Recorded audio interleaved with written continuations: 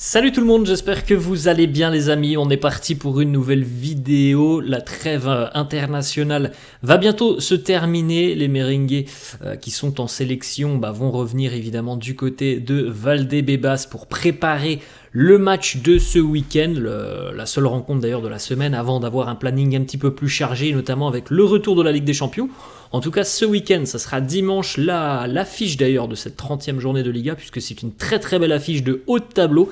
Dimanche, donc à 21h, le Real va recevoir les Basques de l'Athletic Bilbao. Donc entre-temps, il y a encore des matchs internationaux évidemment pour les joueurs, du Real qui sont concernés et ils devraient faire leur retour au compte-gouttes d'ici jeudi à vendredi, avant de préparer cette rencontre importante dans la course au titre, puisqu'il va y avoir un enchaînement de rencontres assez compliqué pour le Real en Liga, avec évidemment en apothéose aussi le Classico face au Barça dans quelques semaines, qui sera peut-être le match clé, le match déterminant dans la course au titre.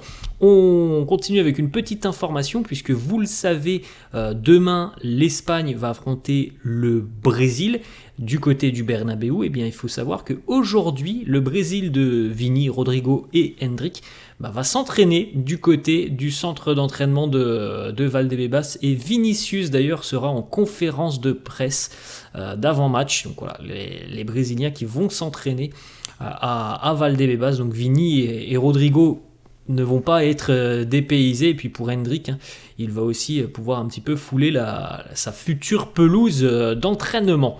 On enchaîne et on fait un petit point mercato, prolongation de contrat. On a quelques informations qui sont sorties depuis à peu près 24 heures maintenant. Mario Corteganar, journaliste Marca, qui nous annonce que Carlo est satisfait du rendement de Rossellou. C'est un profil unique, il n'y en a pas beaucoup des profils comme celui de Rossellou du côté du Real. Donc voilà, il apporte une diversité par rapport au profil de Vini, de Rodrigo par exemple, ou de Brahim. C'est pas du tout le même joueur, et c'est un profil qui est très très apprécié. Son adaptation, ses performances ont convaincu tout le monde. Donc il y a de grandes chances que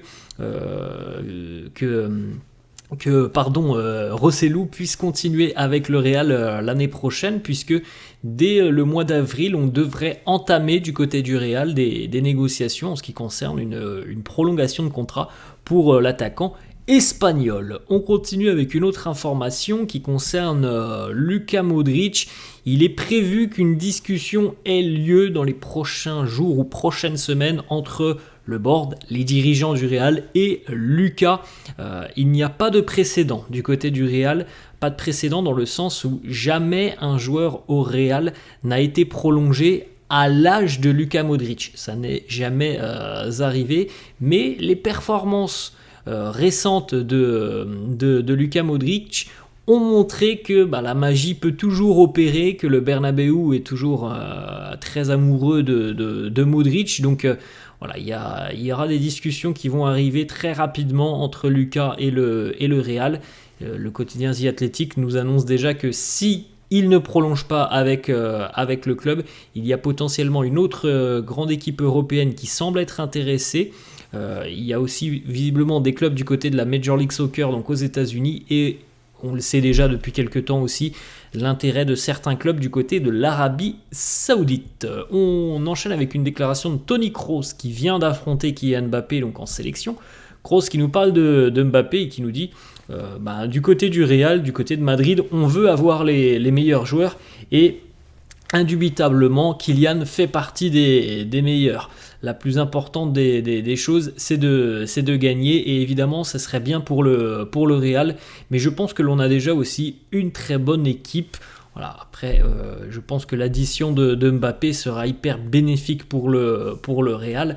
Maintenant le terrain nous le prouvera dans quelques mois maintenant. Autre petite déclat de Toni Kroos sur son futur, sa prolongation de contrat. Il nous dit la décision, je la prendrai dans 1 ou 2 mois. On verra bien. En tout cas, comme on l'a déjà dit je crois hier ou avant-hier, la tendance à l'heure actuelle, la tendance va vers une prolongation de Toni Kroos pour au moins une saison supplémentaire. On continue avec une information de Félix Plettenhart, journaliste Sky Allemagne, qui nous parle un petit peu du dossier Alphonso Davies et que cette semaine va être très très importante parce que du côté du Bayern, voilà, on commencerait sérieusement à être agacé par la situation parce qu'on sent aussi qu'on a beaucoup de mal à discuter, à négocier et à avancer sur les propositions de négociation. Donc du côté du Bayern, on va vraisemblablement fixer un ultimatum assez proche à Alphonso Davies et si à la date de cet ultimatum, évidemment, il n'y a pas d'évolution positive, eh bien, il sera à vendre pour cet été. Et du côté du Real, on sait à quel point le Real n'a pas envie de débourser une somme folle. Donc voilà, on sait que ça sera peut-être 30-40 millions d'euros, mais que le Real ne veut pas forcément aller plus haut que ces 40 millions d'euros. On a une petite information aussi, David Alaba, qui connaît très très bien Alphonso Davies, pour l'avoir évidemment côtoyé du côté du Bayern. Eh bien, selon Félix Plettenhart, David Alaba appuie un petit peu auprès de son ex-coéquipier pour lui parler évidemment du Real, pour lui parler en bien du Real et pour lui glisser, je pense, quelques petits conseils. En tout cas, on sait que David Alaba, il œuvre pour que Alphonso Davies puisse rejoindre le Real. Maintenant, je pense qu'on a tous compris que le point culminant de ce dossier, c'est les discussions entre le Bayern et le joueur. Et dans l'intérêt du Real, il faut évidemment que ces discussions n'aboutissent pas. On continue avec une information du quotidien AS qui annonce que Lille a fixé le prix de Leny Yoro. Ça sera 60 millions d'euros pour l'équipe qui est intéressée. Donc le Real est très intéressé et le Real est en très très bonne position sur le dossier Leny Yoro. Mais on sait aussi qu'il y a d'autres clubs, et notamment du côté de la Première Ligue, qui ont déjà fait part de leur intérêt pour Leny Yoro. Le PSG aussi s'est déjà positionné. Maintenant, voilà, ça sera 60 millions d'euros. Je pense sincèrement que du côté de Lille aussi, si on n'arrive pas forcément à discuter prolongation de contrat, peut-être qu'il faudra aussi consentir à quelques efforts financiers et que certains clubs vont mettre un petit peu la pression puisque Leny Yoro aussi, il arrive en fin de contrat en 2025. Donc c'est dans l'intérêt de Lille de négocier avec les clubs, mais pas de dire on veut 60 millions, on ne baissera pas notre demande. On enchaîne avec une autre information mercato, Miguel Gutiérrez en prêt du côté de Gérone cette année et ça se passe très très bien pour lui. Plusieurs médias annoncent qu'un club anglais pousse énormément sur le dossier Miguel Gutiérrez. Ce club, c'est Arsenal. Le joueur, lui, comme on l'a dit il y a quelques jours, envisage toujours un retour du côté du Real. Voilà, ça se discutera évidemment sur les prochaines semaines, sur le courant du mois d'avril et du mois de mai, en tout cas du côté de la PL. Ces prestations ne sont pas passées inaperçues. On continue les amis à regarder cette petite photo très émouvante pour ce supporter du Real qui était en larmes lors de la rencontre caritative ce week-end entre les légendes du Real et les légendes du FC Porto. Il était en larmes tout simplement parce que ça lui a rappelé de très très bons souvenirs, de très joyeux souvenirs de voir toutes ces légendes qu'il a certainement déjà vues lui il y a quelques années. Il les a revues sur le terrain et voilà, c'était un moment extrêmement émouvant pour ce supporter. Une petite déclat de Zizou.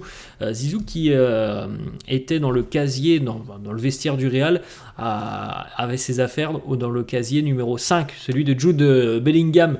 Et il nous dit de 5 en 5, on n'a pas le même âge, mais on a le même numéro. Jude, c'est un joueur spectaculaire. On est très heureux de l'avoir ici au Real. Il est très très bon et il va nous rapporter et nous apporter beaucoup de trophées. Une petite déclaration de Vincenzo Montella, le sélectionneur de la Turquie, qui nous parle d'Arda Güler. Et il nous dit que Arda Güler est un joueur que l'on veut voir et qui va certainement démarrer lors de la prochaine rencontre amicale de la Turquie face à l'Autriche. Je crois que c'est demain. Et Arda Güler devrait donc être titulaire. On continue les amis, regardez, Adidas vient de lancer donc la nouvelle coloris des maillots, de 4e maillot du Real avec 3 nouvelles coloris, le noir, c'est les collaborations, hein, vous le savez, avec Adidas, le noir, le orange et le violet d'ailleurs que vous voyez juste à côté de moi porté par Jude Bellingham. Voilà les amis, la fin de cette vidéo, j'espère que ça vous a plu, n'hésitez pas comme d'hab à lâcher un petit pouce bleu, n'hésitez pas non plus à vous abonner à la chaîne, je vous laisse et je vous dis à la prochaine, ciao.